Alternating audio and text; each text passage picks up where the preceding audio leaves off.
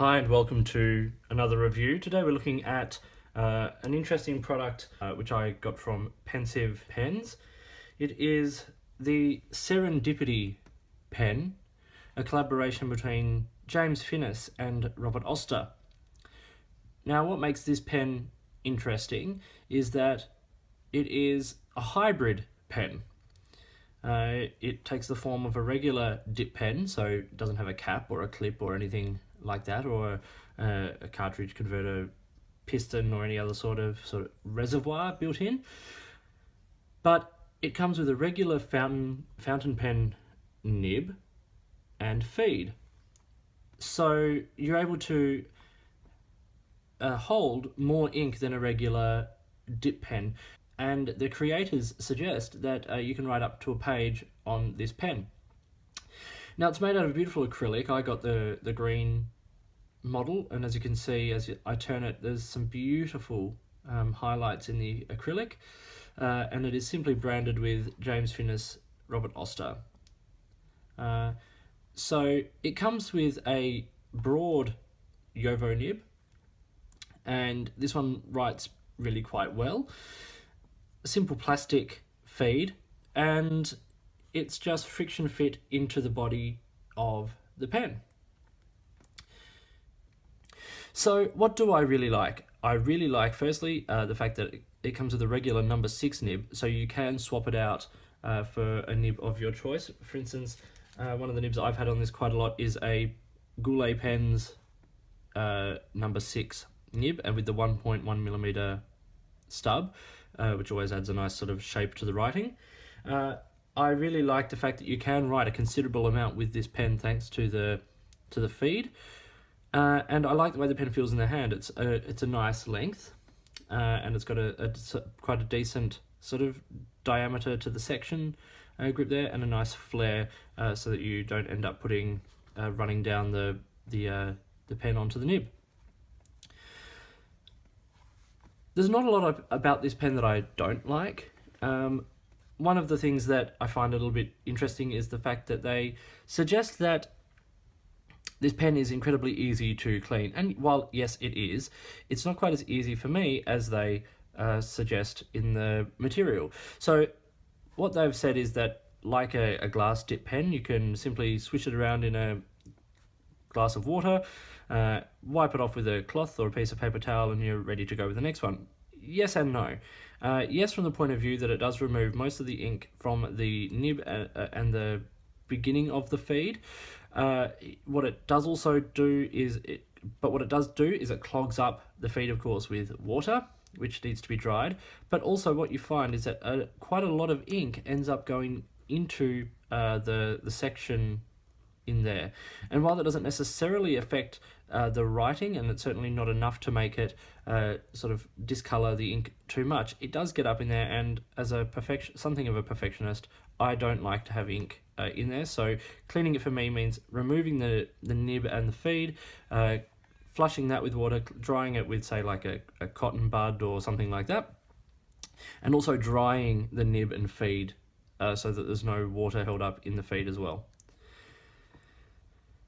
So what I thought I'd do is I'll do a quick writing sample with the pen, and then I'm going to put the one-page suggestion to the test, and I'm going to write out and see just how far I can go on one dip of this pen.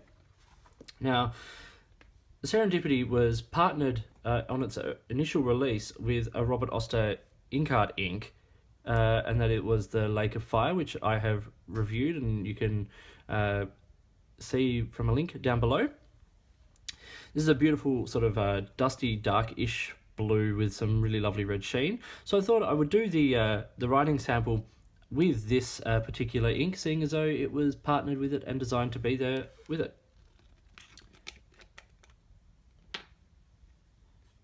So it's just like a regular dip pen, dip it in, and now let's do some writing. So what we have here is the James Finniss, Robert Oster hybrid pen, the Serendipity. Now this pen has been in a couple of my other reviews already, so some of you may have already seen it, but one thing I really love, and this is the nerd coming out, is the pun in the name of the pen. I think that's a really nice touch and really cool. So the ink here, this is a broad nib from Yovo. The ink we have here is Robert Oster Lake of Fire. So obviously when reviewing this particular pen, are we reviewing the nib or the pen and the concept? Well, for me it's the pen and the concept, because that nib is so interchangeable. As I said, for $15 I bought a Goulet pen 1.1mm stub, which I really enjoy using on this pen. But a brief comment on this particular nib. I think it's incredibly smooth. It writes wet, it writes broad, and it lays down a beautiful amount of ink. It's a nice looking nib, the sort of the duotone dark gunmetal sort of grey, and the regular silver makes for a beautiful looking writing experience. So I really like the nib. As I said, I've tried other nibs on it as well and found them to be sort of equally nice, but it's not really the nib, it's the concept. And for me, this is a really great concept. The dip pen has been around longer than the traditional fountain pen. And without a reservoir, you are limited to a certain amount of writing per dip. So with a glass dip pen, you can get a couple of lines. With a regular dip nib, yeah, you get a sentence or so. With a flex, of course, you get a lot less because you're putting down more ink. And I haven't tried a flex nib in this for one reason, and that is this is just acrylic. There's no sort of metal bands or anything like that to support the extra pressure that a flex nib applies, so I'm just not sure. But it's a beautiful pen with a regular writing nib, and I've used this a lot. I like to change my inks regularly, so this is a great option if I want to write a letter or I want to write a journal entry with a particular ink. I don't have to fill a pen and then spend time cleaning it and drying it and all that sort of stuff. This is much quicker. This is the Serendipity. I'm going to test out this this pen and its capacity. Let's see how this pen goes, and we'll then do a quick summary at the end.